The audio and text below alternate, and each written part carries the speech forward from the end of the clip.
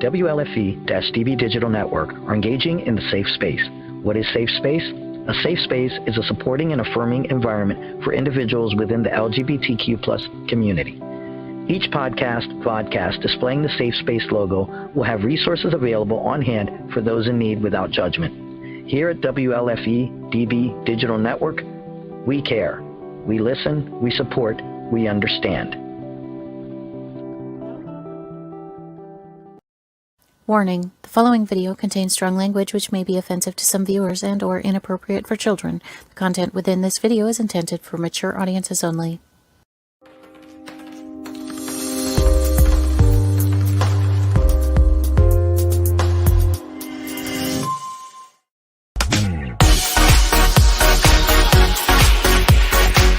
Inside the Drag Closet with Jade. Join Jade DeVere and her fabulous team of guests as they discuss all things drag, from wigs to makeup to performances and everything in between.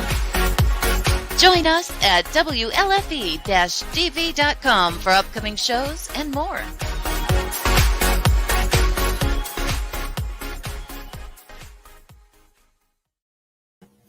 Well, hello there, kids. Welcome to Inside the Drag Closet, the interactive vodcast where we talk about all things drag and some things that aren't. Who knows? We're really just here to have a good time. 'Twas the night before Thanksgiving, and all through the house, not a creature was stirring, not even my co-hosts who are not here. So this is my husband, Derek. Hi, everybody. Hi, kids. How's it going? Thank you all for tuning in to Inside the Drag Closet. Now, the universe sometimes throws us a curveball we were not expecting. Amethyst ended up at the dentist today, so she is not here. She might be checking in a little bit later. Anastasia was feeling under the weather, and we haven't heard from Scarlett. So it's going to be the two of us tonight. It's going to be fun. We're sitting in our dining room. It's going to be a party, and we just wanted to be cozy, so we're both wearing some nice jammies, you know, like you do. I'm dressed as a panda. The panda. And tell them about you. Oh, a little who, what, where? Sure, why not? There's an order to this show, but it's right out the window right now. For anyone who doesn't know, I am Jade DeVere's husband.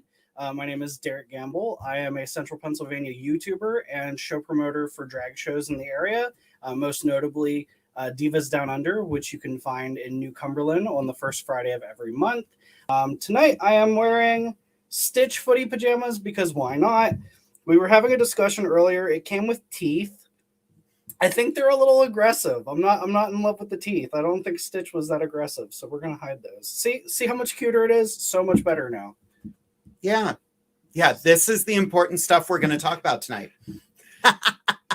All right, let's get rid of that. So before we dive into things tonight, we did get a question earlier today, and I want to, I'm going to wait until after the commercial break to answer that question, just because Amethyst is going to try to join us remotely a little bit later. She had to pick up some medication, but let's see who's watching tonight. Let me scroll up to the top. Robin and Vicky are here. Hello, kids. How are you? Orion Angel says gobble, gobble. That'll be tomorrow for me, not for you. We'll talk about that in a little bit. Casey, hello, hello, hello. I'm ready for an amazing show with my favorite gals. I'm here. Me too. You are. We were trying to figure out what we were going to do tonight, and for a hot minute, we were thinking I'm going to put him in face, but I am a little low on bronzer right now, so I couldn't contour the way I wanted to. So don't worry, we'll do that at some point. I've got plans. I've got plans for that. Takes a lot of contour to cover this beard. It does. It does. Cassie says, "Hey, queens." I could bring them up on screen. That's even easier. Last year, this episode, I laughed until I cried. Here's hoping for more shenanigans. Oh, there's going to be shenanigans. Orion, not a creature worth stirring. So here is my spouse. Hello. That was amazing. I know. I love that. Vicky Fisher says, hello, hello. Hi, Vicky. I'm super excited to work with you this Friday. I had to look at my calendar, which is right over there. Friday at the Warehouse Bar in, why do I keep on forgetting the name of Salisbury? But yeah, I'll be in Salisbury, Maryland on Friday. That's going to be fun. Marcy and Carrie. Hello, Jade and Derek. Hi there, kids. Estee Lauderdale. That costume is so funny. I'm in stitches. I'm glad I'm not the only one. The dad jokes are mighty. So mighty. Amethyst will be joining us shortly. Orion didn't realize you were Stitch. He thought you were Eeyore for a second. It is a little Eeyore. Like the ears are too small and too thin, and then the Stitch's Eeyore on caffeine. Right. Yeah. Which Relatable. relatable. That's yeah. valid. They're a little floppy. You should see the Olaf one. The carrot is huge. Oh, that thing's ridiculous. And this one has performed in the Olaf It's footies before. tragic.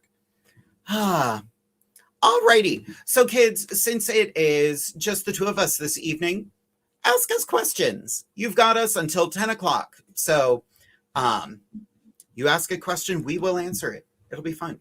What is one thing you've always wanted to ask me? Not that you haven't had a chance to ask me everything in the world. Goodness. No pressure. Okay, this is an interesting one that I've never asked you. I'm horrified already. Have you ever regretted starting doing drag in general? Yeah. Like every time I do it. Every time I go to put it on. I'm like, why? Yeah, I have. I mean, I talk myself out of it, but there are times where it can be a lot. You know, it's, as you all know, shows can be stressful, shows can be exhausting. I was like, that was I was not trying to the do choice something you and it wanted to didn't do. work. Yeah, like we, being spouses and doing shows all the time, like we get to see each other ridiculously stressed. The worst is when we're at Divas, because I'm stressed trying to get ready. He's stressed trying to get ready. And then we try to like, hi, how you doing? Are you okay? I'm not okay, but I'm checking on you because I love you. It's just wild. So yeah, there are times where it's tough, but would I ever give it up? There'd have to be a damn good reason to give it up, I think that's a fair answer. Yeah. Let's see. This is a cute question from Orion Angel. What is your favorite hot beverage? Ooh. You go first. Okay. I love a nice warm cider. I love a cider or a good hot chocolate. But it's going to be hot chocolate made with milk and not with water. Okay. The good hot chocolate. I don't really tend to do hot drinks a lot. I would say if the season is right, like this time of year, yeah, a good hot chocolate or like a hot toddy. Oh yeah. Yeah, something very seasonal. But in the summer, I'm a soda, iced tea, water kind of a guy. Yeah. And that's pretty much spring through late fall.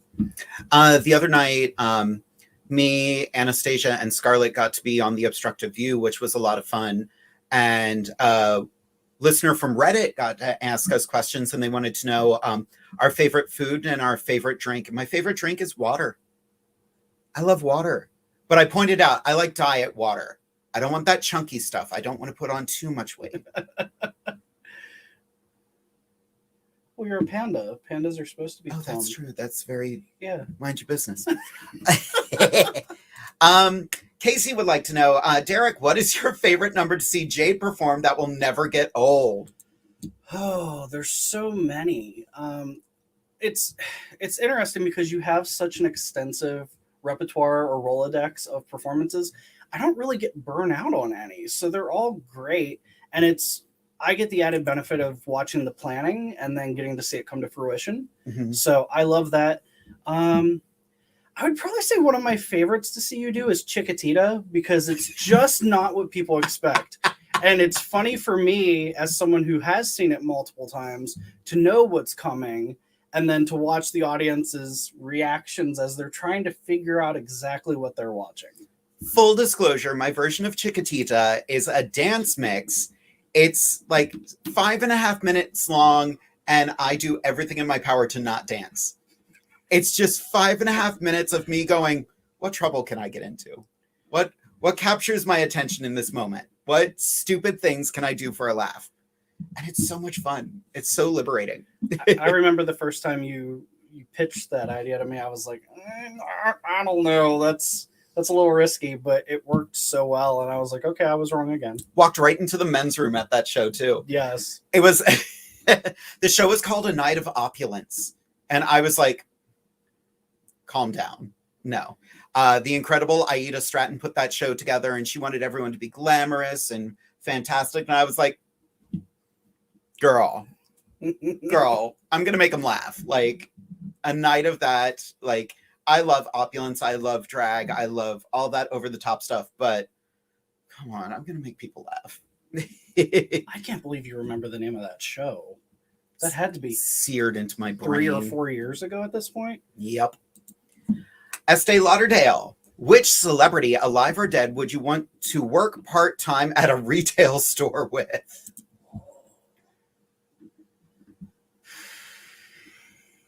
Margaret Cho. Yeah. Margaret Cho. Yeah, I feel like I want to see her do retail and just tell people how it is. Yeah. I think that would be amazing.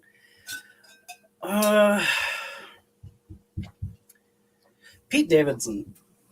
Yeah. Lately I've been there's something happening with him as a person and as an entertainer and a comedian that I'm gravitating more towards, because I'm not expecting something that isn't there, and I'm starting to understand who he is as a performer, and I'm liking it more. Yeah, and he's with Kim Kardashian now. Well, I think that's a publicity stunt. Well. Although he was hanging with them a long time ago, so maybe he was getting his in. Literally. So, Cassie has a fun question here. I'm married too, so I can relate to this. What is the one thing that annoys you most about your spouse? I'll go first. She forgets everything. LOL, love you, babe. Relatable. I was trying to get ready. It was a very stressful night. It was supposed to be me and all my co-hosts tonight. And this one was having the best time on TikTok and laughing and sharing stuff with me. And I love you. You were annoying the living fuck out of me. I do tend to go into overcompensation mode in most awkward or bad leaning situations. And I know it makes it worse, but it's a trait. But you can't stop. Yeah, I can't stop it. A thing about you that annoys me. I mean, I'm only here for one show. No, I'm just kidding.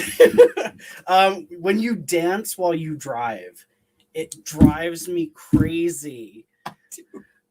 All the time. I'm like, do you want me to drive? If you want to perform or practice, we could fire drill this and switch seats. Nope. There's two things I'm good at while I'm driving, and it's dancing and falling asleep. So.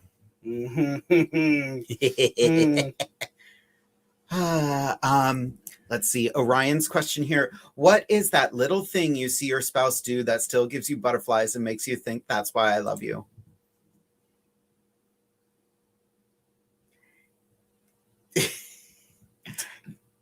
Just existing. Like, that's such a cop-out answer, but it's literally like this week when you came home from surgery, like, I just wanted to stay there and help, but I knew there was nothing I could do, and I had to go to work.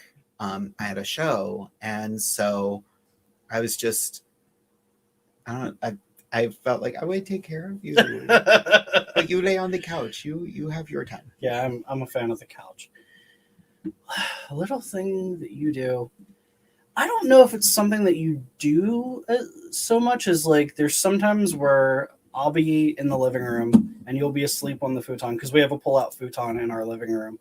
It converts into a couch, but it's like... We don't even know what pull-out means. Wow. Anyway... I need a nap. Kill the mood, Jake. No, I'm just kidding. You're welcome. But I know this is going to sound so cheesy, but sometimes, like, if you fall asleep on the couch, I'll just look over at you and you'll be like cuddled up on the couch, and I'll be like, and it just makes me smile. I don't know. It's the silliest thing. Or like in the mornings when I go to get clothes out of the bedroom after I get a shower, and you're like all huddled up on the bed. I don't know. I look at you and it makes me smile. Yeah. Gross. We're disgusting. Vicky Fisher actually has some cool advice for everybody here. This is something we were going to talk about later, but Vicky, I'm super glad you brought this up. Advice for queens looking to get bookings out of state and traveling gigs. How do you build a relationship with a bar that isn't local to you? I always try and support bars that I want to entertain at. However, when they are 3+ hours away, I read that wrong. It's harder to do that on a normal basis. We're going to do your tip now. I feel like this is the perfect time to do your tip. I feel like it transitions into it, but let me say one thing first about something. So I think I saw it on Facebook this week. A queen that I don't even remember who posted it had posted something feeling some kind of a way about people that say, if you want to perform at my venue or if you want to get noticed at a venue, you should go and support shows there. And the comment made by this performer, I believe it was a queen, was, it's not fair to expect me to go to a show that I may not be able to afford because, for example, brunches are very expensive. As far as drag shows go, Divas is a little bit on the pricier side, so I understand that. And I totally get where that performer is coming from. My counterpoint to that argument would be there's ways to get into a show without paying. And what I mean is, if you were to come to me and say, hey, I would really like to perform at your show, could I maybe help like usher people at the beginning of the show? Or like there's little ways that you can volunteer to help out, or you could say like, do you need any help in the backstage? Or like if you know someone who's on the cast, maybe you could offer to be a dresser. And I don't mean to make it sound like you either have to pay or work, but those are great entry points. So that's something to consider, but I do understand the feeling of I shouldn't have to pay, but not all drag shows are expensive. Many have very small cover. I mean, Stallions, for example, I think an average cover there is $5, so which is great. Yeah, it's not bad. There are ways. You just have to sometimes get creative, and it's really just about building a familiarity and a reputation with the people performing and the people who run the shows, because even a DM on my Facebook page goes a long way, and I'm pretty willing to help people out. So, you know, that's just kind of my thoughts on that. Well, it's funny. Vicky and I have been chatting about getting her to Divas, and my advice was like send videos, and she sent this amazing demo reel. I just got a chance to watch it this week. It's pretty incredible. So yeah, that's another great thing. You know, if you have a gig, just, you know, have a friend of yours film your number. It doesn't have to be the best video in the world, but that shows us what you can do. Shows us. I'm not a show director. One of the biggest misconceptions that Derek and I have to deal with a lot is when we have people at Divas, they always thank me. I didn't book you. I appreciate it. I'm grateful, but he doesn't talk to me. I mean, occasionally you will make recommendations or be like, oh, I just met this amazing performer, blah, blah, blah, blah, blah. But one thing that's tough about that show in particular is because it only happens once a month. I book that show at any time 5 to 6 months in advance because I don't like to book my performers last minute. So in that time that I've already booked someone, the kind of bad side of that is I may meet some amazing people, and then I have to tell them, well, the earliest booking I have for you is 6 or 7 months out. So it's kind of the push and pull of being a show promoter. But it ends up being worth it because that show is big. That show is fun. It's something for everyone. I think, weren't you booking June right now? I think I'm just about to start booking June. Okay. But yeah, you know, and occasionally people drop out. And that happens. You know, we have an amazing core cast for that show. We always have different guests. Speaking of which, on December 3rd, Divas Down Under will be at the Harrisburg Comedy Zone with our Winter Wonderland drag show, starring Jade DeVere, Amethyst Diamond, Poison, Onyx Black, Katarina Couture, Diamond Taylor, and Pola Frost. Shameless. But yeah, you know, It's a lot of networking, but it does end up paying off. And Vicky, I'm super glad you asked/recommended that, because, you know, networking is awesome. Going out to support shows is such a good thing to do. But like Derek said, and the Facebook post, I forget who posted it. I forget who it was. But she hit the nail on the head. Not every gig is super, you know, cheap. So sometimes going to support means paying a lot of money. So, and make yourself available. If I have somebody back out of Divas at the last minute, you may have caught my eye in the last week or so, and I might remember that. And I might say, hey, we had a last minute spot open up. So, you know, make yourself available and make yourself known, however you go about doing that. Yep. Vicky says, amazing advice. You are too kind. It was an okay reel, LOL. Got to love forgetting to save new videos. Oh my God. Well, we were joking about this earlier because when we started dating, he would just come to shows and film, which was amazing. Like, we have thousands of videos of different performers on the Drag Styles YouTube page. That's Drag Styles, DRAGSTYLZ. He doesn't pay me for that. But ting. But yeah, we, just because our lives has started moving in different directions, which has been great. He hasn't been able to come to as many shows, so I don't have as many videos anymore. That and COVID, you know, kicking everything in the teeth was, you know, not a lot of fun. But, you know, we're gonna be, I'm reinventing some of my performance styles. So just wait until I get to the warehouse bar. I've got some stupid stuff planned.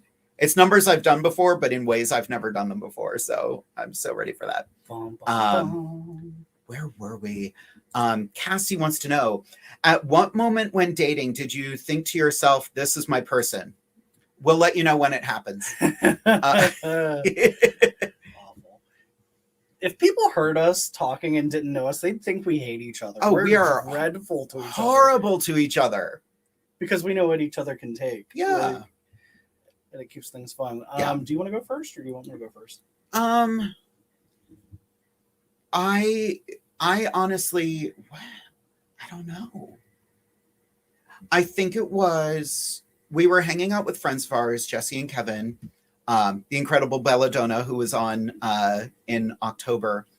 And we had been dating for a couple months, and literally a few blocks from where we live now, he walked me out to my car, and that was the first time we said we loved each other. And yeah. I think that was the moment. Yeah, because when I proposed, I went back and took a picture of the parking spot. Yep. Where we were. That's a good one. So your answer, you're welcome. I think it was so gradual for me. I didn't really have a moment of this is my person, but I do remember I had a moment of this is the person I want to be with for the rest of my life. And I know some people would say, well, that's kind of the same thing. No, it really wasn't for me, because I had been in several smaller relationships before I got with you, but you were really my first major relationship, gay, straight, or otherwise, because in college I did date women as I was finding myself.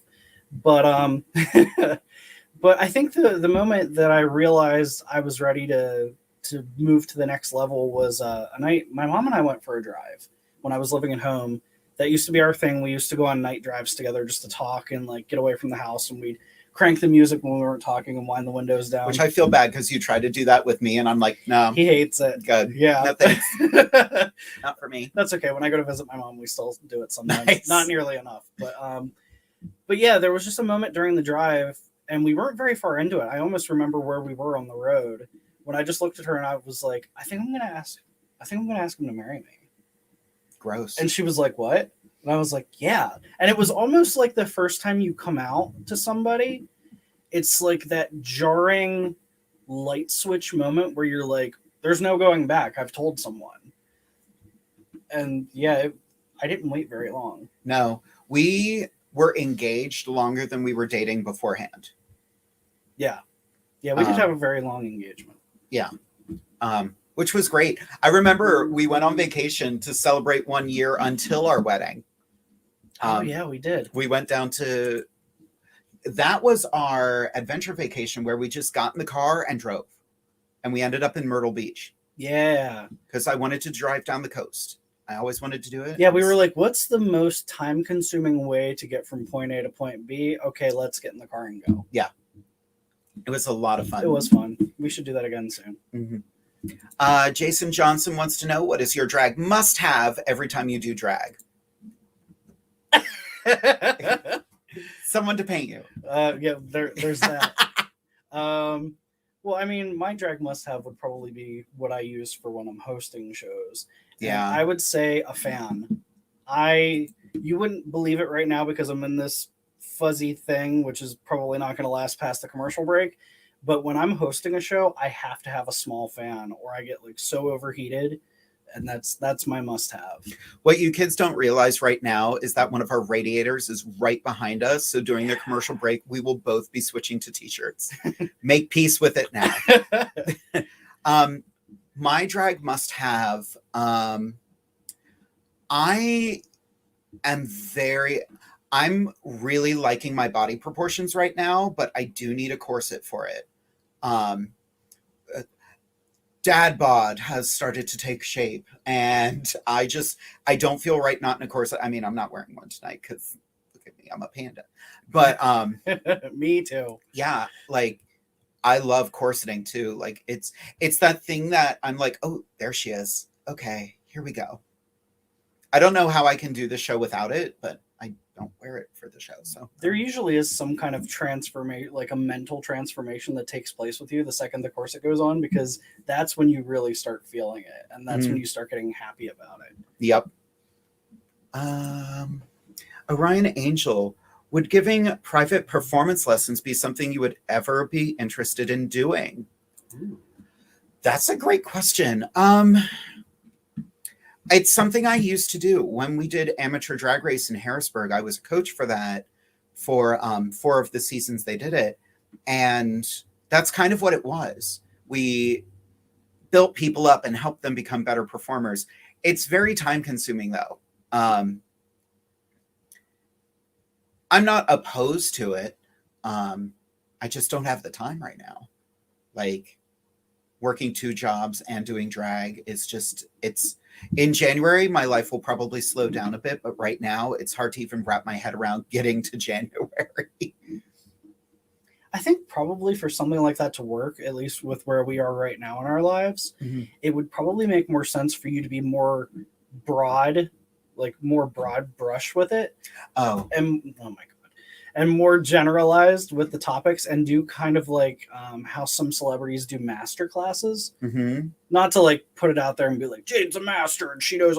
But no, like there are things that I think you could do in very small lessons, maybe on your YouTube channel or maybe with other things you've got going on in the future, where you could be like, lesson 1, how to make faces at yourself. Lesson 2, yes. how to paint your face in under an hour with like the spoon and the stencils and like things that maybe people don't know about. So I think there's ways to do that. But as far as a one-on-one drag teacher, I think that sounds like a good idea, but I don't think you really want that, because I think the most important part of drag and finding yourself as a performer can't be taught by someone else. Like they can give you the tools, but you still need to build your, and I think you'll be better off doing it that way. You have to feel it. Like you have to believe what you're doing. You know, it's most of the time it's lip syncing. So already there's nothing vocally coming out. So you just have to embrace like, one of the numbers I'm doing, Friday night at the warehouse is actually the first number I ever performed in drag. So I'm very excited to revisit that number, but it's an emotional number, and the version of it I have, it gets a little dark, but it has an uplifting story arc to it. And I'm not telling any of you what it is because I know Casey is here, and Casey's going to be like, oh, what are you doing? Okay, I'm going to tell everybody what I'm doing. I'm doing Somebody to Love by Queen. Yeah, and it's a long song too. But it's all about telling that story. Like, that's a great thing. Tell the story of the song, do justice to the song. And and every song tells a different story. Like, that's why these people write these songs. They want to tell a story, so you get to be part of that narrative. I got deep. I dove into that one. It was a good answer, though. It really is. Like, you can teach people tips and tricks, but finding your performer on the inside is something that you have to do on your own, because if not, you're just going to be a carbon copy of someone else's drag. And like, while in this day and age, people want drag performers that look like that celebrity performer they all love, there's an element of going, no, this is the version of drag I do. You know, we have a couple more questions, then we do have to take a quick commercial break. So we're going to do these kind of quickly. Orion wants to know, what is our dream vacation destination? Well, I feel like I know what yours is, but I don't think it's the same for me. Say it. I think yours is Disneyland or Disney World or any of the Disneys really in general. But we've done that. Like, oh, I want to go back though. Well, yeah, just because it's your dream doesn't mean you can't have done it already. Yeah, that's true. I don't know. My dream destination changes all the time. Like, there's so many places I want to go. People always talk about leaving the country, and I want to do that someday too. But there's so many beautiful things that people don't think about that are right here at home. Like, everybody either rushes to beaches or whatever. I think right now I would love to go to I think it's called like Diamond Crater National Forest or something along those lines. It's a national park where you can go and dig for diamonds. Oh, fun. Yeah. I think that would be a lot of fun. I want to go to the UK still. Oh, okay. I think that'd be great. There's a few more. Orion, do you keep your drag life separate from your regular life? How do you find the balance? One thing, we are sitting in front of our radiator. So that commercial's coming up soon, kids. So one thing we are very adamant about, and we slide with it now, but when you proposed to me, you made absolutely sure he proposed to Mitch, not in drag. Because Jade, as fun as she is fiction. She doesn't actually exist. And it's difficult. A lot of people blur the line. There's nothing wrong with that. But I'm very proud of Jade, but I love putting her away. It's great. Well, it's like even at the beginning of the show, I said, I am Jade's husband. And I did that for the sake of the podcast. And this, even after 7 years of marriage, is something that's kind of a struggle for me. And in places where we're in public and people will be like, where's Jade at?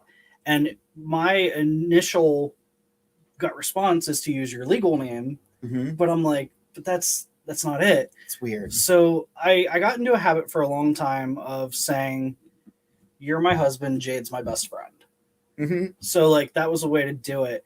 But I also met you pretty early in being out. Yeah. So it was not hard for me to be with you. And drag was very different back then. Even 7 years ago, drag was a completely different world. But for me, it was hard to see that line be blurred because I was dealing with some of my own internal homophobia and thoughts that I wasn't dealing with well. So it was weird for me to think of someone thinking I was with Jade or that I was with you because you do drag, because we got that a lot. Oh, people always want to know, like, the sex questions, like, what's it like having sex with Jade? I don't know. Jade doesn't have genitalia, so nope, not the one to answer that question. Yeah, this is not a sex thing. Like, this isn't even a comfortable thing. Like, and that even continued up until we were married, because I remember people asking you when we got married if Jade would wear a wedding dress to the wedding. Yeah, and it was such an odd question. But I think that's just the time. Like, there was there's still so many misconceptions about drag, and we know some amazing trans performers. Oh, absolutely. Some of them are some of our closest friends, but that's not my story. That's not my life. So yeah, people instantly think, oh, because you dress in drag, you want to be a woman. No, I just want to be pretty every once in a while. And I still hear that from time to time now, but not nearly as much, because even 7 to 10 years ago, we started dating about 10 years ago. Yeah. Drag was very like underground, and drag performers on the whole were not treated very well. And that hasn't changed. The idea of a drag queen finding a partner, let alone someone to marry or have a relationship with, was very like, can you do that? Whereas now everyone, you know, watches Drag Race or whatever, and it's just, oh, you're a drag queen. Oh, you know, so the vibe is very different. Yep. Well, we are going to take a quick commercial break. I do see there is another question here, but we will get to that as soon as we get back. And when we get back, I think we're going to tell the story of how marriage equality screwed up our wedding plans. So we'll be back in just a couple minutes, kids. Bye. Come on. WLFE Digital Broadcast Network is on TV. You can watch all of our shows on WLFE-DB.com. Check out our channels. Paranormal View for all of your paranormal type shows. LGBTQ Friends for all of our LGBTQ shows. Variety Unlimited for all other shows. It runs 24/7 right on WLFE-DB.com. You'll even catch the lives, all in one place. Never miss an episode, past or future. WLFE-DB.com, where our shows are your shows. Here at WLFE-DB, you can find shows that vary in many topics: the paranormal, the creepy, heavy metal, and LGBTQ and drag. Our shows are your shows, and we want to provide a wide diversity for all to enjoy. So, tune in to facebook.com/WLFE-DB Radio. Like, follow, and share with your friends and family. Also, go check out our website at www.WLFE-DB.com. 2021 just got better. Your favorite shows from WLFE-DB Radio can now be found on Facebook Live and YouTube Live. Yes, we now video stream to both of those platforms. Search for your favorite shows like Where's My Safe, Inside the Drag Closet, Across the Pond, Everything Yet Nothing, Paratalk Radio, Step into the Paranormal, The Creepy Parlor, Just Cindy, and more. Now you won't miss an episode. Remember, follow Facebook Live and YouTube Live. Make sure you subscribe and follow your favorite WLFE-DB radio shows.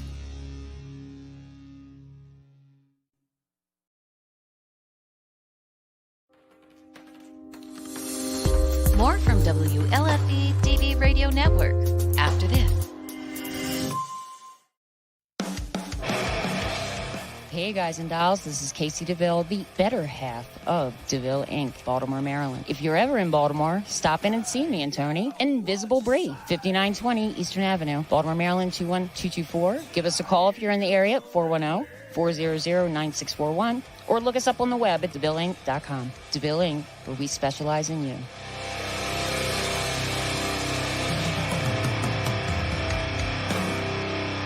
Oh yeah.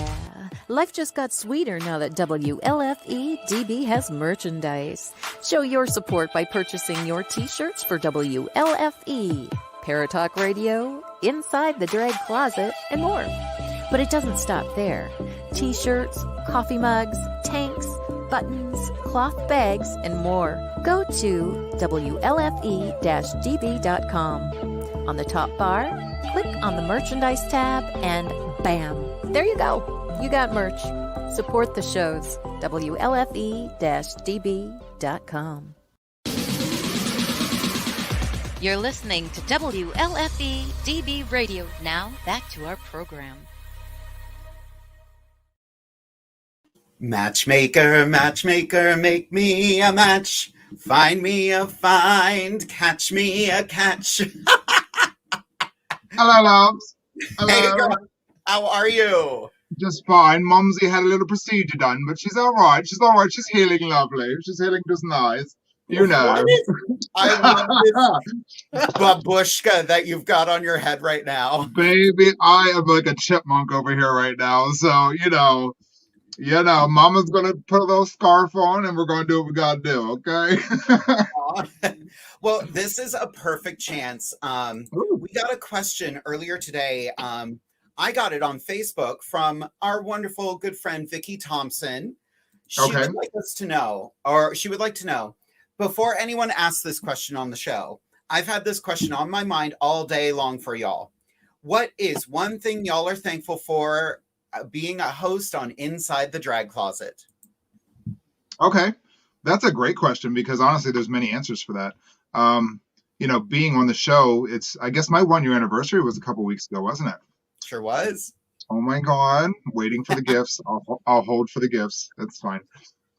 So being on the show has really opened up my network to the amount of people I have met, the amount of people that I've worked with, and vice versa, everybody getting to meet me as well. So being able to be given a platform to reach out to the many subcultures of our communities, and to be able to spread love and light into the world. Y'all know Diamond Dish, that's how we do it. So it's been wonderful, actually, just growing the network and growing the social web that we have together. So, True. Yeah. My favorite thing about this show, we've been friends for years, but we never really, we weren't close until this show. Right. That part too. You and I have gotten really close, and even Scarlett and Anastasia, all of us, we've all gotten to know each other on more of a personal level, behind the scenes and behind the makeup and behind, the cameras. We've got to see who we are as human beings. So I love that part. Having sushi with the both of you in Rehoboth was the highlight of my summer. Honest to God, it really was. And I can't wait till next year because next year is probably going to be twice as crazy. So, oh yeah, I have to say, like, tagging along with you and just literally hanging onto your coattails to go up to Rehoboth has been such a joy, and I'm excited that we're going to be working together on Friday in Salisbury. If you're feeling better by then. The show will go on, sweetheart. The show will go on. That babushka will go on. The rent and the utilities, they go on. So I must also go on. I got mama got her pills. Don't worry. She's going to be all right. You have to go on so they don't go off. How about it? That part right there. So, Amethyst. Yeah. What is one thing you've always wanted to ask Derek? Oh, Derek, how have you put up with this bitch for so long? Valid. I want to know too. No, I'm totally joking. Why do you love working with all these crazy bitches? Why did you put the show together for Divas Down Under? Why do you have the people that you have in your show? Several questions there. Take your time. She said one. Well, sorry, I'm medicated. I can't. No, girl, that was me Friday. I was Chippendale in it myself. So, God, whole mouth. Oh, yeah, terrible. Look at I have a jowl. Oof. Same. My swelling went down, and I still have a jowl. So lucky you. Okay, I feel better.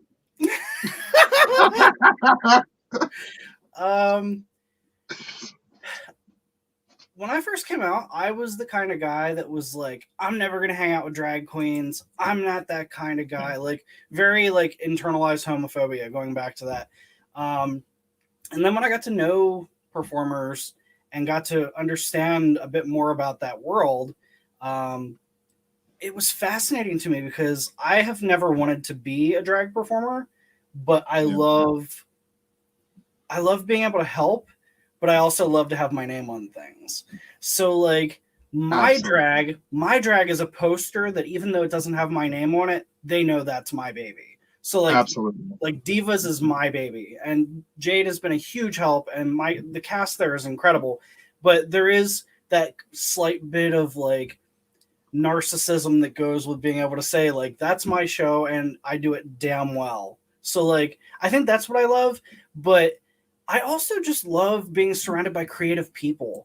You know, I hear, when I was in high school, I spent half my day at regular school, and then I spent the second half of my day at art school. And then I've always been drawn to and gravitated towards creatives.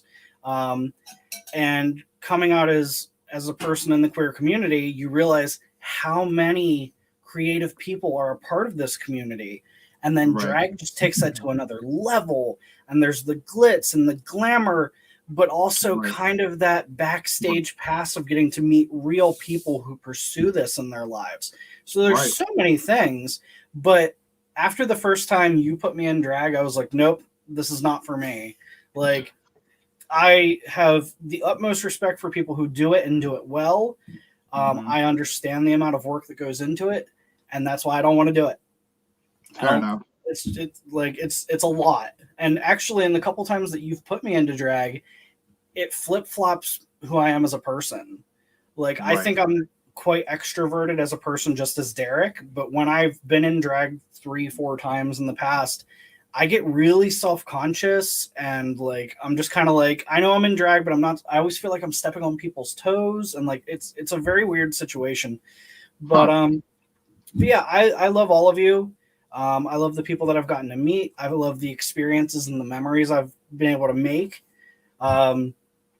Did I ever see myself getting with a drag performer? No, but I think that's because I didn't know any better. That's fair. Right. And that's a big fear with people, you know, for drag queens in general, when they are dating and they're in the dating scene and they're out in clubs and bars, you know, they're not taken seriously as quote unquote men because we're dressed, you know, very feminine, and the persona is very feminine. The character is very feminine. You know, and presenting that to a new person whom you're interested in can make or break the situation. Some people are not into that, you know, and that's fine and well. But like, you know, knowing Jade and knowing myself and Scarlett, we are not the same person when we are out of drag. We're not. Yeah. You know, it's a character. It's not who we are. It's just a piece of who we are. Mm-hmm. You know, I mean, you mentioned will you put us all together? We're gonna be the same person. Yes, that persona will come out. You can call on them, and you can summon the demon when you need to. But that's and so narcissism, accurate. Derek, you mentioned narcissism earlier. I'm unfamiliar with that word. What is narcissism? It's not that long of a show, girl.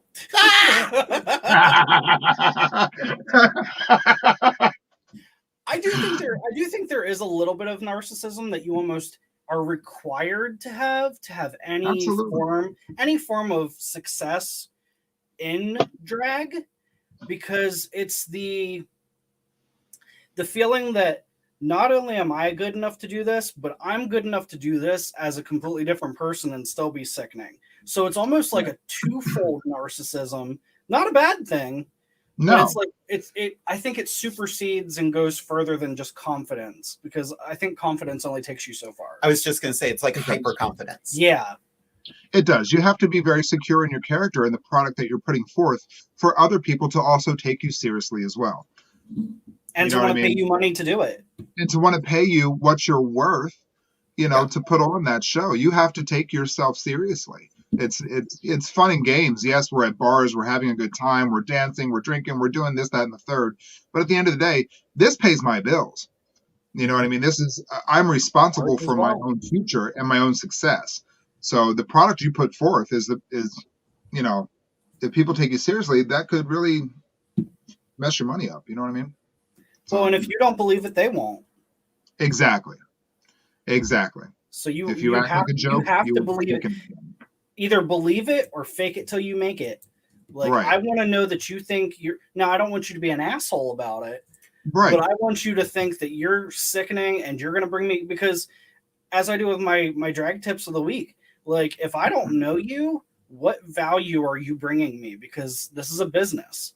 Like, drag is fun, and I love to see the death drops and the dips and the splits and the kick as much as, but if you're not helping me fill seats, I may love you to death as a person and I may love your character, but that doesn't mean you're going to be helpful to my show. And Right. sometimes that can come across a little cutthroat, but I mean, that's the world we live in now. It's just the truth. It's just the truth. You know, Well, and for the people that don't accept that, they need to actually think about that, and they'll come around eventually. Yeah. You know, That ties into what Orion asked us earlier about keeping our drag life separate from our regular life. They do intertwine quite a bit. Like a lot of our closest friends are part of our drag life, yes. but you know, it's tough sometimes. You know, it is a business, and it's very rough business. And there's still lots of venues that are just like, drag performers, no thank you. We don't want cross dressers in our building. You Right. do though. You do. You do. You're missing Or out on the- the money market there. or the you're getting exposure owners. I can't. I hate that. People die of exposure. Just throwing that out there. Right. And consumption. And consumption. Yeah. And consumption. Hi, I'd like to buy dinner. I'm going to pay with exposure. No. Oh, I need to fill my gas tank to get to a gig. I'm going to pay it with exposure. No. Right. Unless the gig is right. You know, we talked a little bit about, you know, networking and tip spots earlier. And, you know, there's doing a tip spot is great as long as you're not breaking yourself, you know. Right.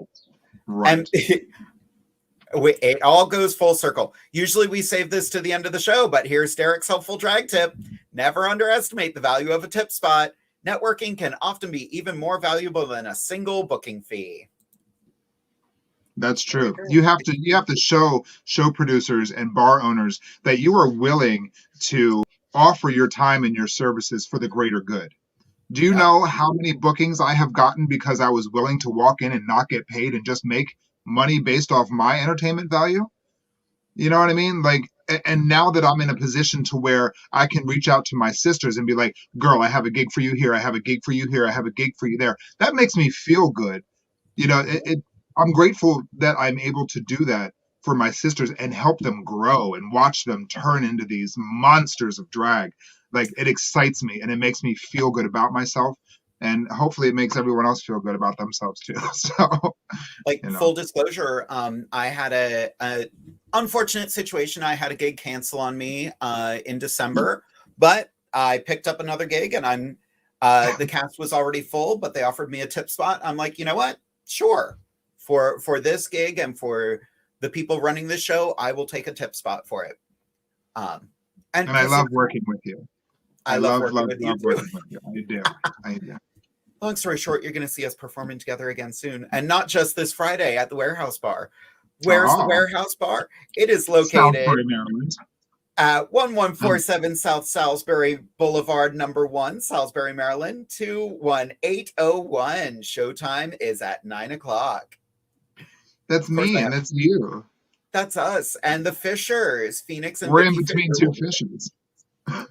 Ooh, again. Salisbury and fish.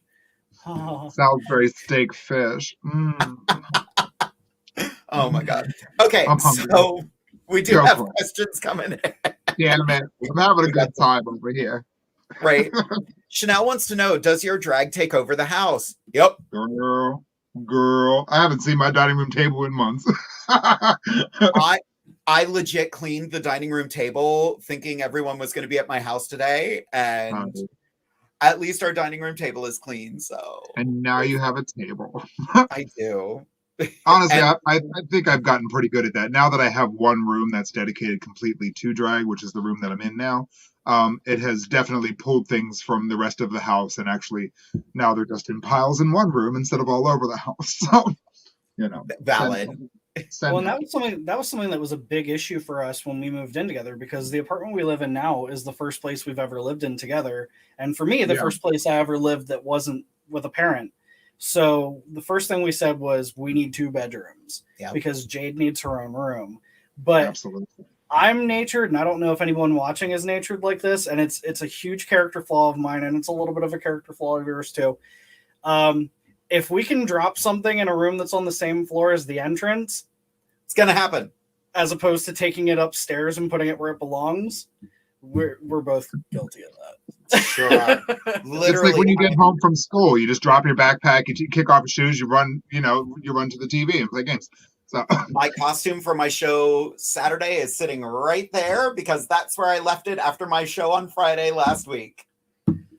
Yep. and she looks good there too. She's just standing on her own. Right? All the corseting. Orion wants to know, what is your favorite thing about your drag personality that you wish you could be in real life? Orion, that's an extremely good question. Yeah. That is an extremely good question. I think when I first started doing drag, I was always very shy in high school, like getting up in front of people to talk or making, public presentations or being on a microphone or, all of that. Being in front of people in public as a guy was something I never, ever, ever liked. Like I hated it. And I think through drag, now it's nothing because I realized I have that confidence no matter what I'm wearing on the outside, that it's still me. You know what I mean? Whether I'm Amethyst or whether I'm Dustin, that confidence is still mine. It's one and the same. So I think I learned to appreciate my drag character because Amethyst helped Dustin be more confident and just helped me realize that we are one and the same. All those qualities that I am in drag are Dustin's. They're mine. They come from me. They just happen to be more prominent when I have a little mac on my face. You know what I'm saying? So, but right now I'm wearing Louis Vuitton scarves and I'm swollen as a chipmunk. Do I give a shit? No. Why? Because I love you guys and this is the show and this is what we do and the show will go on no matter what. So, I'm not ashamed or embarrassed to make fun of myself. So. Right. Exactly. I have good lighting. We're good. We're good. It makes sense. So yeah, that's how I would answer that. I've always been a performer and I love performing, but it's interesting because I am a more introverted person, but I love being on stage. It's being an introvert in an extroverted career is kind of fun. And I'm glad I've gotten to, I've been doing a lot more customer service work lately and my new job, I'm puppeteering a 30-foot tall puppet right now. And I have to interact with people I can barely hear. And I just grab the bull by the horns and go with it. It's a lot of fun. And it's that performance side that's helped the non-performance side just have fun with life. Right. What about you? Well, again, I don't do drag, but I would say from an MC or a show promoter standpoint, I think there's something that I enjoy the most about feeling like I'm totally in control, or at least not totally in control, but like it's something that's this is my goal, this is my role, this is how I do it, I'm good at that. So it's it's like a structured power that I can fall into for a couple hours where I'm like, this is going to happen this way, and then it's done, and then I go back to real world. So like MC Derek or show promoter Derek I'm still me, but like I get into a different headspace, and there's something and he says, "Huh, yeah," a lot. Listen, the crowd loves it. I think it's dumb, but I love that they do it, and it makes me laugh every time. I don't even know the origin of it. It's been around for so long, but they love it, and it gets them pumped up. So I'm cool with it. All right. I think it's fun. I think it's fun when Jade and I are ushering people to their seats for Divas Down Under. And, of course, I may have had a cocktail or several prior to that. And I know I get a little flighty and I run around and, where's the Amethyst? She's out there being hospitable. She's doing customer service. Tell her to get her ass back here. That's fun. Yeah, I love it. I love when you yell at me. I really do. Chanel has a very interesting question here, and I like this one. Do you feel you conquered all your fears as a performer? There's always new ones to discover. Yeah, there's plenty more stages I haven't fallen off of yet, so. So I'm hopeful. I'm hopeful. Yeah. Conquered my fears as an entertainer. There's always new ones. It really depends on the situation, the scenario. New things happen all the time. You break a shoe beforehand. You rip this. A zipper doesn't work. You learn to plan for those fears. You bring extra shoes, you bring extra costumes, you bring extra hair. Your luggage weighs 10,000 pounds. Like, it's a mess. So I think as you grow as an entertainer, you learn how to plan for those mistakes and those fears as much as you can. But other than that, I think so. Yeah. Yeah. I think so. You too? My fears when it comes to performing are typically more things that are kind of out of my control. Like, what do we do if the speakers blow? What do we do if the laptop dies? What do we do if the power goes out? What do we do if the air conditioning breaks? What if nobody comes? What if half the cast calls out the day of? It's things like that that I don't really have control over, but new things are happening all the time. 2 months ago at Divas, it was 5 minutes before showtime, and because of the way that we have to flip the room, because there's typically a comedy show that happens before us, and they use a completely different audio system than I do. We bring our own. But because we bring our own, we can preset it to an extent, but once we're flipping the room in like the half-hour gap between shows that we have, then I have to run in quick and make sure everything's hooked up right. And I realized maybe 5 minutes before seating that I didn't have a microphone that worked. I have a wireless mic and a wired mic. My wired mic was missing, and my wireless mic, the microphone was just gone. So we live close enough to the venue that if I have 20 minutes, round trip, I can run home and get anything, which is nice. But that was a little scary. Luckily, the venue let us use their sound system, and it didn't cause too many issues, some towards the end, but we worked through it because we're what? Professionals. That's what. Exactly. And I mean, honestly, you surround yourself with loudmouth bitches anyway. So, if the mics go down, that won't be a problem. Oh, yeah. There's a reason I pay you to lip sync. It's fine. Thank you. Thank you. Love you. Love you. Casey has a fun comment here. I absolutely love the answer to this question. We were talking about networking and whatnot. As someone who has been a part of a drag family, but not a performer, I resonate with that so much, which brings me to my question. What are you most thankful for that drag has brought into your life? First off, hi, Casey. Love you. Huge supporter. Huge supporter, has been to so many of my shows lately, and I'm so grateful. So what am I most thankful for drag brought me in my life? Probably my friends and family and the people that mean the most to me right now. The people sitting over there. That way. You. I wish she had turned the wrong way. Where are you? Where? You're somewhere here. All of you. All of you. I love all of you. Kicking in, kids. Ooh, it's lovely. It's a moxicillin. It ain't that serious. I have to say, this whole year has been wonderful. I'm having the time of my life. I'm surrounding myself with people that are just beautiful human beings, that are phenomenal entertainers, that are funny and charismatic and serious. And we actually have dinners together. And I could not be more grateful for what drag has brought me this entire year. I've met a plethora of people that I know will be in my life for the rest of my existence. So outside of drag, I'm grateful for the family that I have acquired.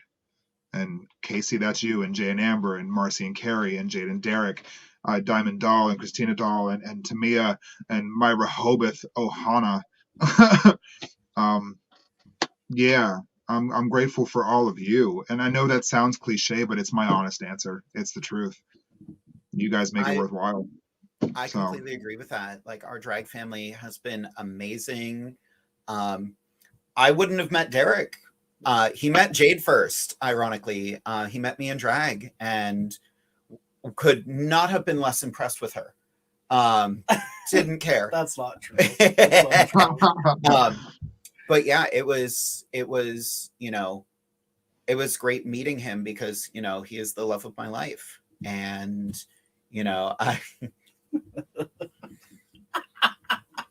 best thing that came along. Sorry. I'm like, why are we laughing at that? He's the love of my life. Ah! Amethyst is my sister. You know, Inside the Drag Closet has been such a blessing to us, you know, and it has opened doors for us. You know, we have this wonderful rapport with Open Stage right now. We are working on some new things. Little bit of a teaser. I just launched our Patreon today. We are waiting for the final approvals, but we have some projects in the work for Patreon, one of which I'm going to announce now. Fun project that I'm going to start doing is Get Ready with Jade. So before Inside the Drag Closet starts, you'll be able to log in and watch me get ready, which I think is going to be a lot of fun. And hopefully my co-hosts and our guests will be able to pop in as well. It won't be required of any of them, but, you know, just a fun way for us to raise some more money so we can make the show even bigger and better than it is now. So I'm excited for that. Me too. We're ready. We've been ready for a long time, and we just need that little bink. We just need that push, and that's up to all of you. You know, all of you watching out there. You know, it's important that you share the live video. It's important that you share our posts on Facebook and things like that. We rely on you for our success. You know, the five of us, excuse me, can only do so much. Yep. You know, and we're doing the best we can, and we're just going to keep on trucking and keep on moving, kids. We're going to keep doing it. No stopping us. We're not going to stop. Obviously, nothing will stop us. True. Orion has another question here. Do you ever feel like the drag world can be kind of like job applications in that they want you to have a certain level of experience, but if people don't let you perform, you can't get that experience? I think that's valid. I think that's very valid. I always tell newer performers, look for benefit shows. Look for those opportunities to help the community. With COVID, it's been weird. It is still weird. It's been very hard. Like, Orion, you have started it in the worst time to start drag. But we're hopefully seeing the light at the end of the tunnel. I thought we would see it a year ago, and we didn't. But shows are back up and running. I know Central PA Pride is getting back on its feet now. Benefit shows are going to start. So volunteer to help out. But the important thing is, while you're volunteering to help out your community, don't destroy yourself in the process. I've seen a lot of drag performers do it, where they spend all of their money on drag and can't afford to eat, can't afford to, pay their rent, can't afford gas money. Take care of yourself first, because if you don't take care of yourself, your performance doesn't mean anything. Right. Simple as that. You really have to learn how to budget your money when it comes to drag. Like, the better you get, the more money you will make. And you have to learn what goes to costumes and what goes to the electric bill. You know what I mean? Like, you have to be smart about it. You have to be very smart about it. Like, I got my start back in Harrisburg anyway, in 2001 with Dame Glenda, with Glenda and Friends with Pride. I did benefit show after benefit show after benefit show. One, it showed that I was willing to do something for the community. Two, it was like practice for me to get better. And three, fast forward 20 years later, diva, and I'm proud of that. I'm really proud of that. I'm happy. It's a process. It takes a while. If you get too good too fast, you will not learn the lessons you need to learn. Like, if you have people doing everything for you, you will not be the same entertainer that someone who has actually crawled through the mud and dug their way through it. You have to learn it. It's much like life. You have to experience it. You have to go through it. You can't be handed all the tools. You have strong opinions about that too. I was gonna say, can I offer a little pushback? And this isn't directed at anyone in general, but I have seen people come to me with the comment before of, you want experience to perform, but I can't get experience if I don't perform. And I would say there is some truth to that, but I will also say right now where we are, one of the best things that COVID did for us, if anything good came out of it, was people being allowed to do drag online and digital shows. And I think that is a great way to get experience. Have live shows. There's a queen who I am a huge fan of, who kind of came up in that environment as a way for her to gain exposure. And that queen's name is Ashlyn Manhattan. Yes. Ashlyn Manhattan. If you're not following Ashlyn Manhattan, I don't know what you're doing with your life, because I believe Ashlyn uses feminine pronouns. I hope I'm getting that in right. drag. I believe she does. Okay. If I'm wrong, please someone correct me, because I adore Ashlyn. But Ashlyn used to do one-person shows on live streams on Facebook, and that was a great way for people to start understanding who Ashlyn was as a performer, because Ashlyn was someone that started out underage. One thing that I also feel, like I said earlier, that the drag community has changed a lot in the past 7 to 10 years. I feel like, and please correct me, either of you, if I'm wrong, but I feel like when I came into the scene, there was a lot more of a fire in people to start their own gigs. Mm-hmm. It was like, you won't book me, you say I'm not ready yet, good, I found this club, I'm starting my own show.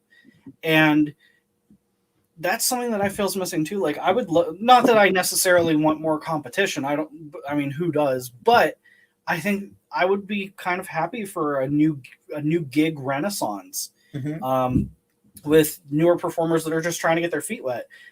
Maybe like an open mic night or an open stage night for drag. That'd be cute. I'm sure there's got to be many a coffee shop, a drag bar, a mom and pops that has there's venues like that, smaller scale places. If you say, hey, me and 5 or 6 people every week or every other week or however you wanted to do it, want to come in and entertain for free just to get experience, they would lap that up. Lap it up, and don't let it go far enough that you start becoming a commodity that they use. But there are so many. It's kind of like, it's never been a worse time to start being in drag, and it's also never been a better time to start being in drag, because the resources are immeasurable. Yeah. So I think it just takes a little bit of, you have to take a step back and then tap into those creative juices. And especially from what I've heard from you and talked to you, Orion, specifically, I think you're incredible, and I think you definitely have it in you to do some amazing things, and I can't wait to see what you'll do. But yeah, just really get creative with it and start pounding the pavement and doing what you got to do, because I know you'll go far. Yeah, and be confident in what you're bringing to the table as well. Don't worry about what everybody else is doing. Don't worry about what everybody else thinks. Love what you do and put that forward. I always say, do the drag that makes you happy. Don't do the drag that you think is going to win you pageants or is going to be what the audience wants. If you love it, the audience will love it. Exactly. But they'll feel it if you're playing the game. If you're wishy-washy, that reads real easy. Real easy. Like when I do drag, I just do what I love to do. I'm just having a good time. In all fairness and honesty, I'm just doing what I want to do. Mm-hmm. It's not for this person. It's not for that person. Like I'm doing numbers. They might fall flat, but you know what? I'm gonna have fun. Right. Right. And as an audience member, would you rather watch somebody who's super polished and not feeling it, or someone who has a little bit more to go in the polishing realm but is really feeling it? I would take not as polished but really feeling it, because I'm there to be entertained. Right. This kind of reminds me of the first season of RuPaul's Drag Race, The Untucked, when Chanel and Santino Rice got into it. And Santino was like, I would rather see the most interesting looking paper bag than the most expensive outfit in the world. That is boring.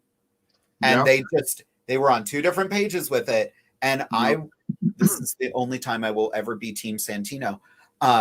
I was Team Santino in that moment. I was like, I would rather see the most interesting looking paper bag than a gown that's rhinestoned within an inch of its life, but is boring. Yeah. You know?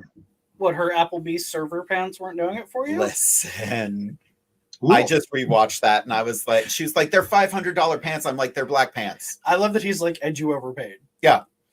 And yeah. Oh, we got a new viewer this evening. Carlotta Clark is watching this evening. Hey girl. Carlotta would like to know, who is the biggest person in your life in the drag world?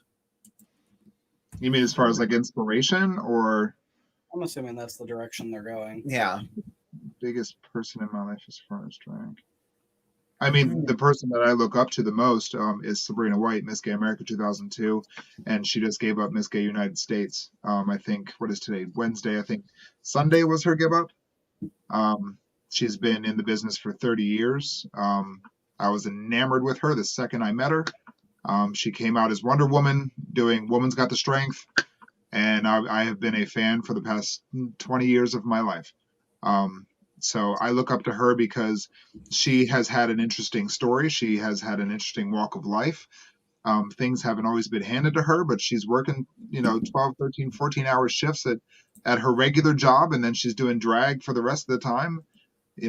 She inspires me greatly because she's not perfect, but she knows that and she owns that, and she's a 2-time national title holder. You know what I mean? So yeah, Sabrina White's, she does it for me. Nice. How about you? Well, I think everyone would expect me to be mushy gushy and say you. And while I think you're incredible, if I had to say someone, I'm assuming it has to be somebody we know more so than like a celebrity reference or anything like that.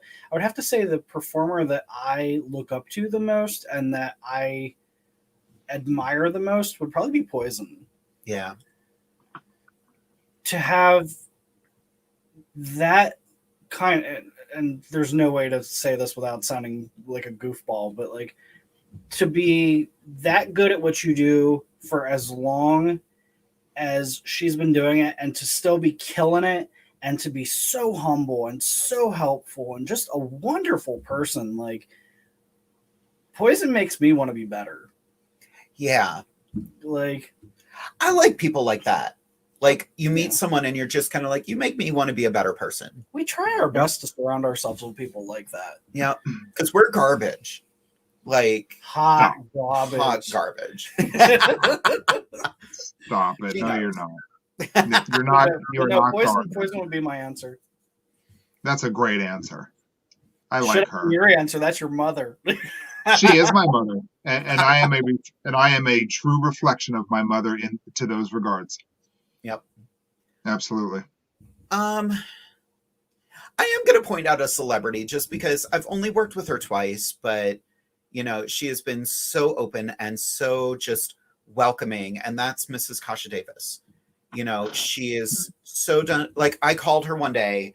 I texted her and I was like, "Hey Kasha, do you have a minute? I just want to pick your brain." She was like, "Absolutely. Call me at this time. I'm going to be doing the dishes." And her and I chatted for like an hour and just no pretense, no she's been on RuPaul's Drag Race. She has her own documentary out right now, Workhorse Queen, check it out. But she was just so down to earth, and I just wanted to pick her brain professionally. And she was so sweet and so just genuine. I'm like, I hope if I reach celebrity status, that's who I remain, like just down to earth and grounded. From our area, I'm gonna Poison as well. Poison is just amazing, and she's so, when she performs, she's a dancer, but so many times at Divas she has to sacrifice the dancing to appreciate the audience, and she makes sure everybody holding up a dollar gets appreciated. Everybody gets a kiss on the cheek or something. Frequently, I like to appreciate people by winking just because I'm not very touchy, but they get a moment of my number. So for all of you newer performers out there, if someone's holding up that dollar, you appreciate that dollar. Somebody who used to be really good at that was Big Daddy. Oh, Big Daddy was so good. Big Daddy would make love to the audience with every performance. And it was like, you almost forgot that it was a performance. Like it took you to another plane of existence. Mm-hmm. Like it was, you felt like you were the only person in the room. Yeah. Right. And it could have been a room of 200. Yeah. Right. Daddy is amazing. I miss him. I haven't chatted with him for a while. Him and I were Mr. and Miss Central PA Pride together. That's right. Yep.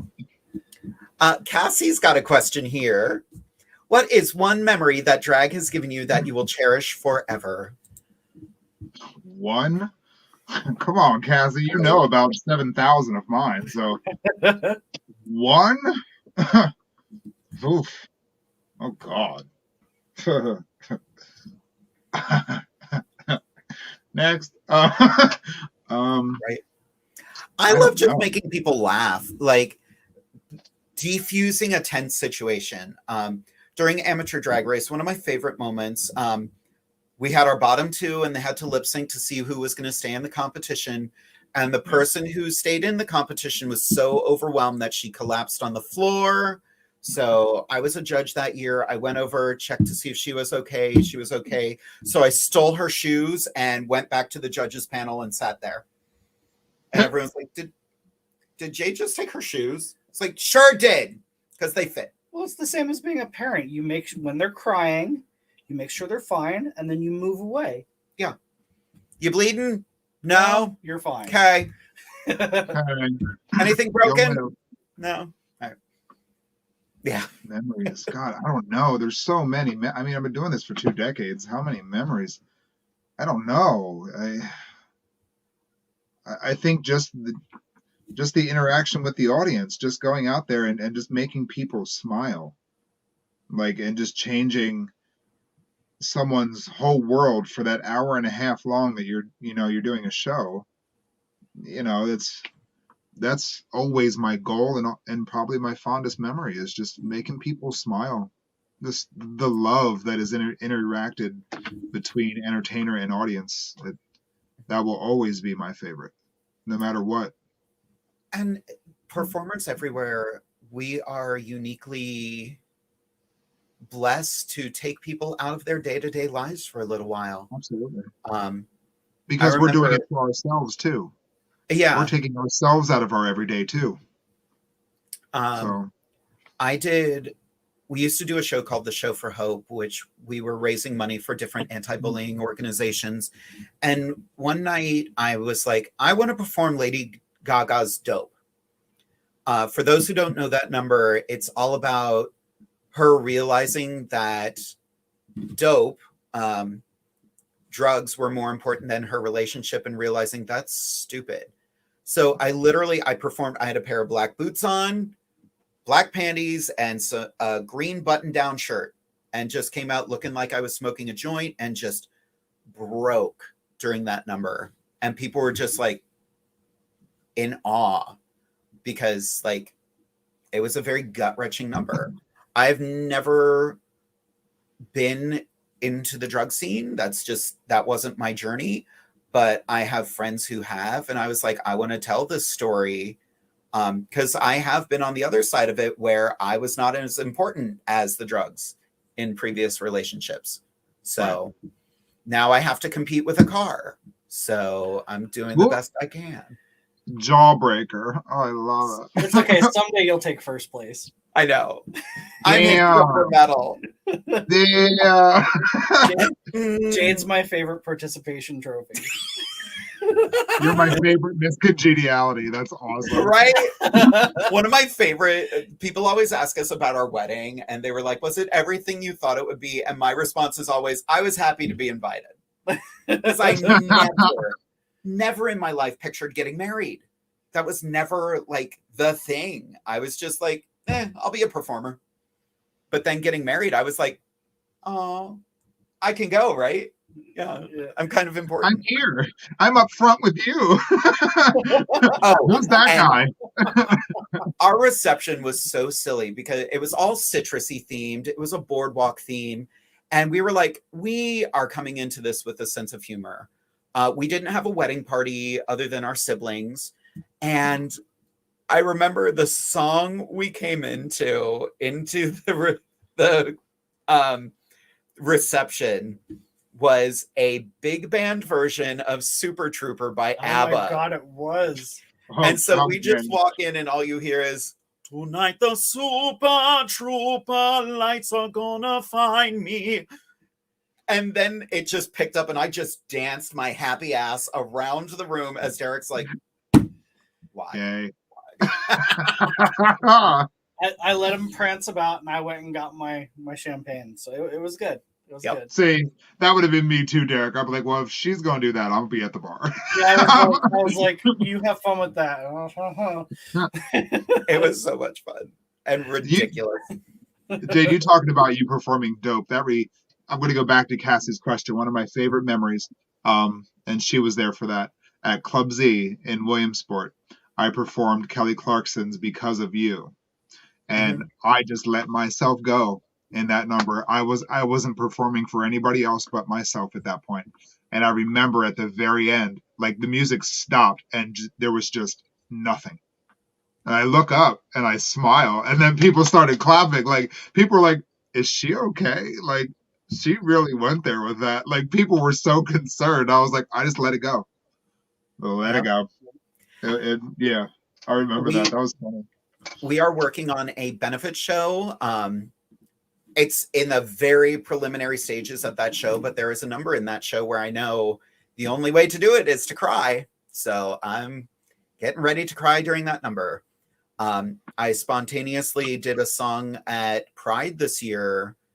We did an all ages Pride show at Stallions, and I got thrown in for an extra number because a whole bunch of people canceled.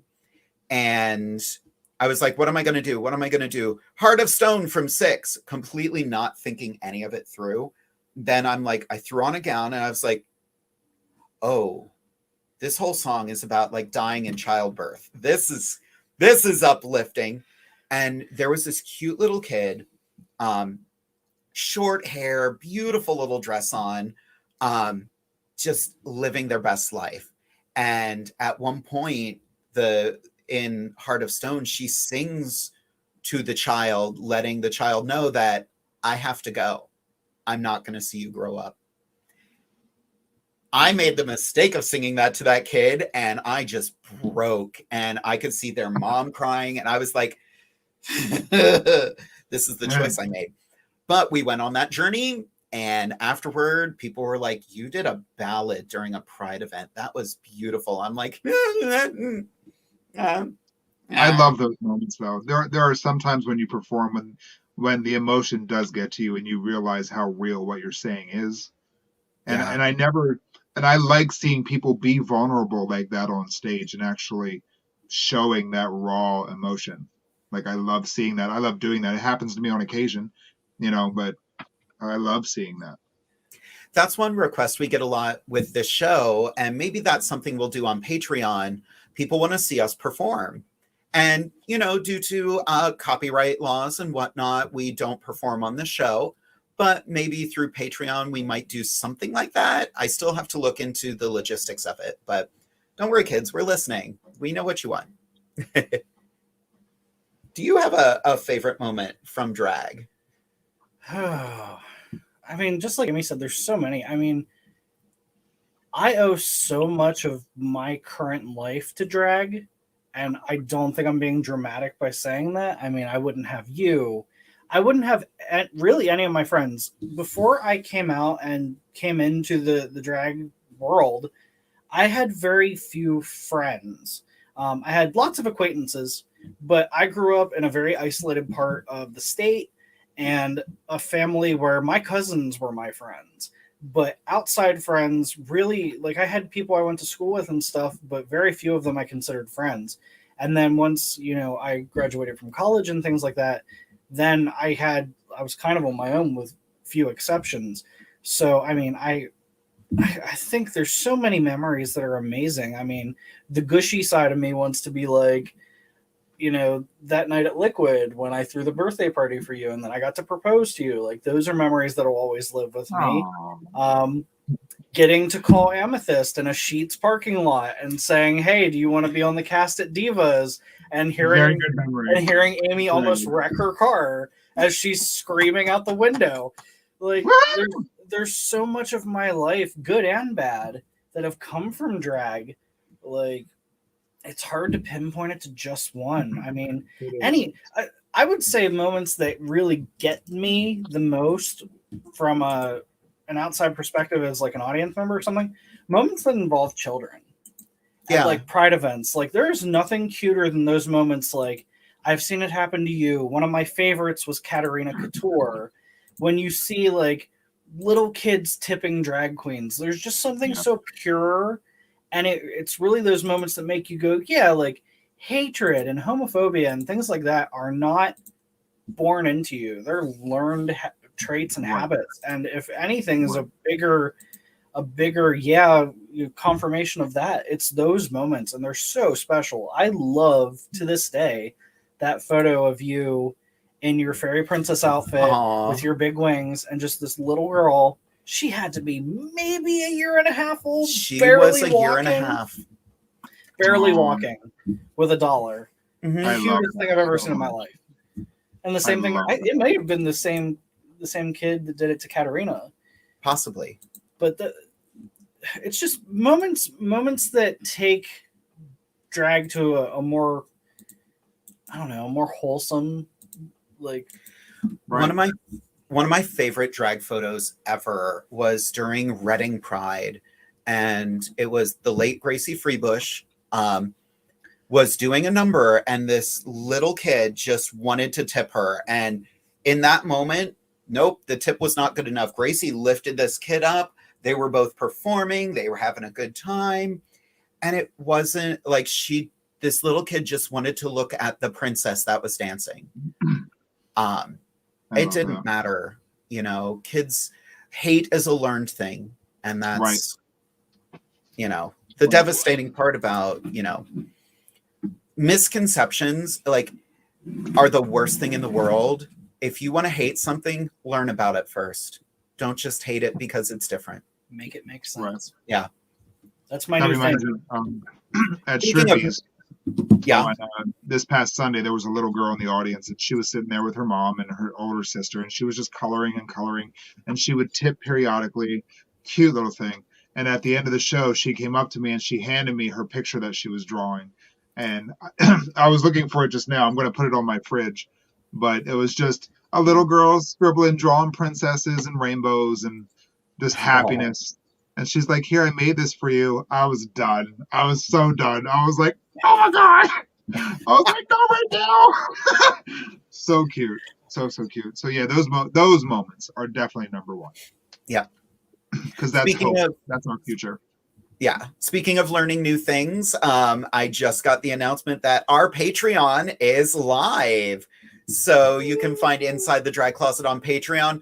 There ain't anything up there yet, but we're going to get it all set up this week. I have a friend who has been working through Patreon a lot. And feel free to let us know what you would like to see us do. Shoot us an email at InsideTheDragCloset@gmail.com. And, you know, you request it. We're going to do what we can to make it happen. And I got to figure out how Patreon really works. So that's we have to learn first. Hold on, kids. We'll be right with you. Come on for the ride. Right. It's an adventure. Exactly. I love that. Well, kids, we have reached the end of our time here together, but, you know, we've already had Derek's helpful drag tip, but I want to give everybody a chance to not only say goodnight to everybody, but tell us a little bit about what you're thankful for. And I'll let Derek go first. Yay. Well, first of all, I'm thankful for being on the show tonight. Thank you. Thank you, Amethyst. I hope you're feeling better. I can totally relate to your mouth trauma. They didn't even give me pain pills, girl. So they were like, you could probably take an Advil. It's fine. Yeah, great. Awful. Tic Tacs. But yeah, I'm thankful that we're still here. I'm thankful that things are hopefully getting better. Yeah. And I'm thankful that I get to see my family tomorrow and I get to take you with me. And I'm thankful that my family loves you and they're accepting of us. I have so much to be thankful for. You know, it's easy to get bogged down with the things that are going wrong, but when you stop and think about the things that are going right, it's humbling. It's really humbling. So thank you for all of you that support my loving husband and all of our friends on this show, and all of our various projects that we do. I'm just thankful. I like that. In general, I'm just thankful. How about you, Amethyst? What are you thankful for? The same, Derek. I mean, that's a really good feeling when you're like, you can't really pinpoint what you're grateful for, but you just have this overwhelming feeling of gratitude. And it's very humbling. And that's honestly where I'm at right now too. This year has been so much fun. So much fun. I am tired as hell, but I am having the time of my life. And I could not be more grateful for the people who are in my life, who support me and love me and see the goals that are ahead for me. I'm grateful for the both of you for being in my life, for giving me this opportunity to speak to the people and to perform at Divas Down Under. You know, I'm doing what I love and I'm doing it very successfully, and I could not be any more thankful from the bottom of my heart for every dollar, for every hi, for every hello, for every kiss, for every hug, for every opportunity. I could talk for another hour and a half about how grateful I am. But just know that I love you all, and I am so beyond grateful for all of you. So thank you. I mean it from the bottom of my heart. Thank you. Thank you. Happy And you know, if you Thanksgiving. need anything, we got your back. Absolutely. And I know that. And that's what humbles me. I know that for a fact. So She can tell because I tried calling her like 5 times today. Like, girl, you okay? You all right? I slept all day long. When I got home from the dentist earlier, I was like, done. I'm out. Fuck this. I was done.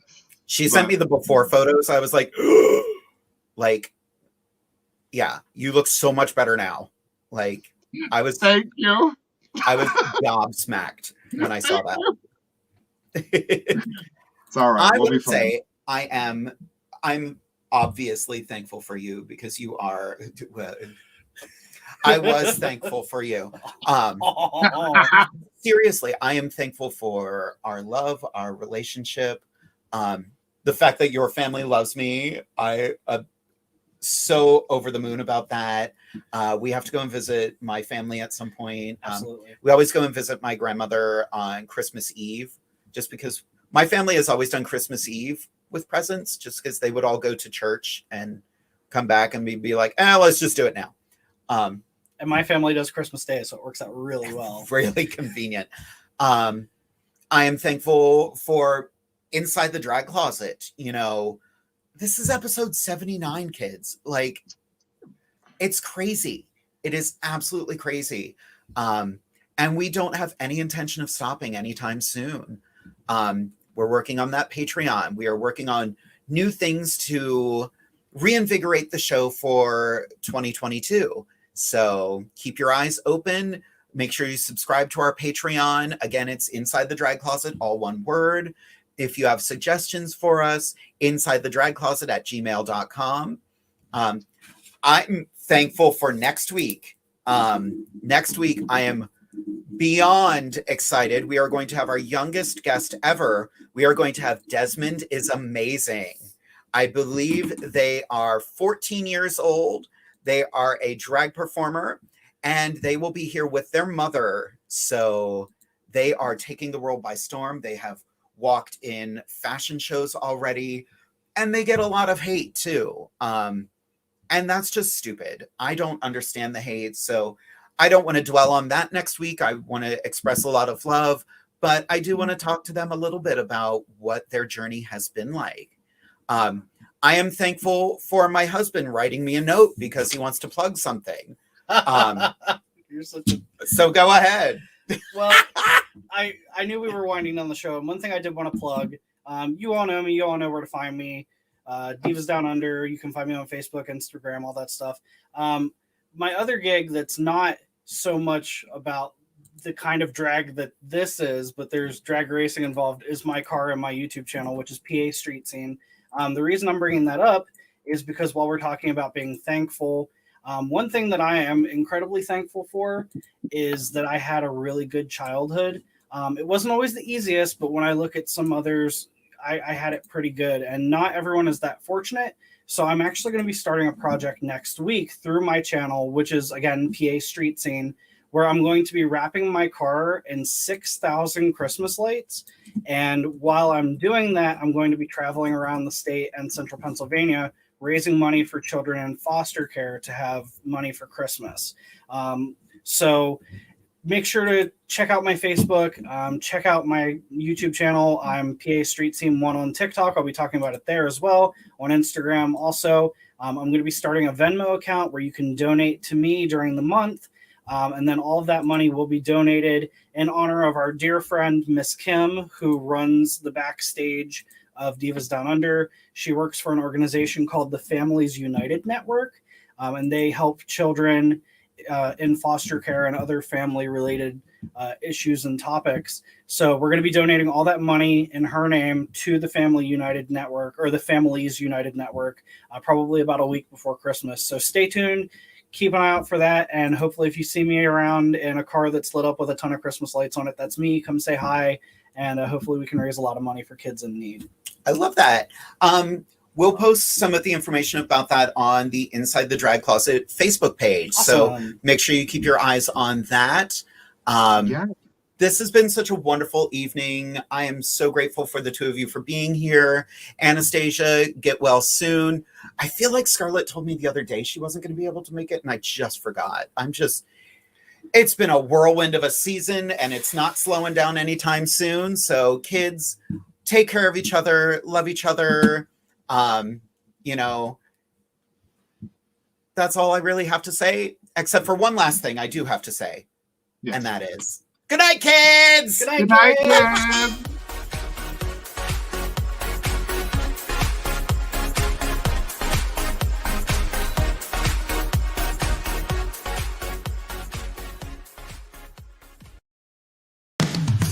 You've been listening to WLFE-DB.com, where our shows are your shows.